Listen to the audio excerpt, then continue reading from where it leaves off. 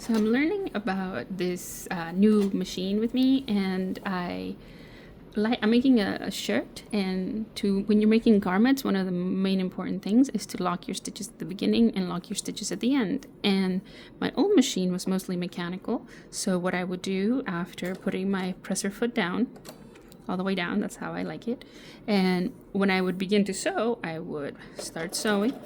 I would press the reverse button for a little bit and then continue to sew, and then I would press the reverse button again, and that's it. And then this one is awesome, I love this cutting feature. I would cut my scissors with my scissors.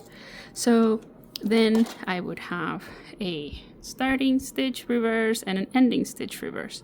But the really nice thing about the sewing machine is that you can change the settings so that it always makes a little knot. So here in the settings, you select the regular stitch or the stitch function, and you turn on the making a knot feature.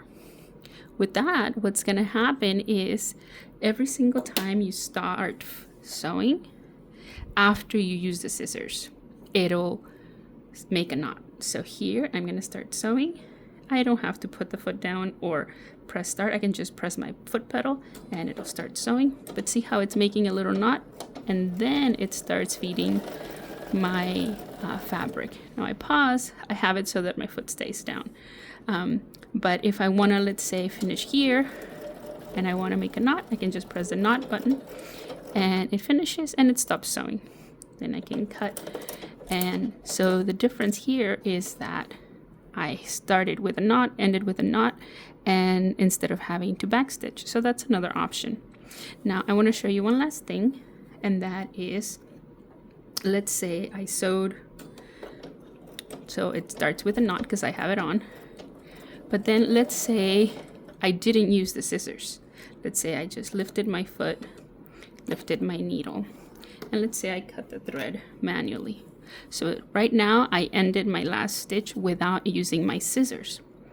So now remember, I still have the starting knot function on, but if I start sewing now, because I didn't use my scissors to finish my last one, it will not start with a knot. So that's one thing to remember, that if you want to always start with a knot, you have to use the scissors. If you don't use the scissors, it doesn't finish with a knot. And here, like say I'm continue sewing, I make a knot, it finished, I cut with my scissors.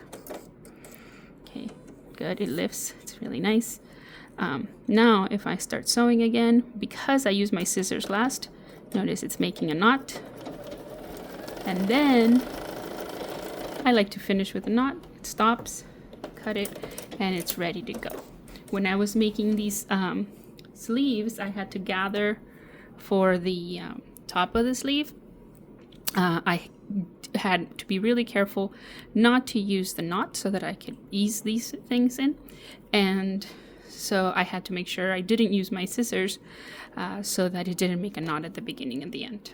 Or you can just turn that feature off manually. But I like it pretty much.